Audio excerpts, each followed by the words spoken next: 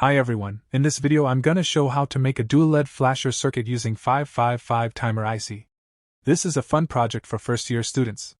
So let's get started. Placing the 555 timers is in the breadboard. This is the pin diagram of the 555 timer IC. Connecting pin 8 to the positive supply. Pin 1 to negative. Connecting pin 6 with 2. And 8 with 4.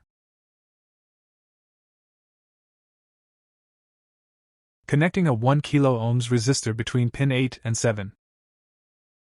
Connecting a 10 kilo ohms resistor between pin 7 and 6. Connecting 2 connectors to pin 3.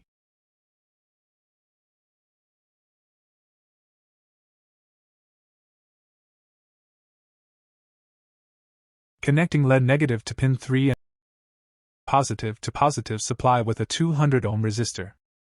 Connecting another LED positive to pin 3 and negative to negative supply with a 200 ohm resistor. Finally connecting a 10 microfarad capacitor between pin 2 and negative supply.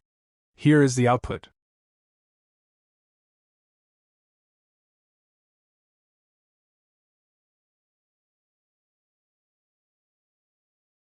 That's it for today.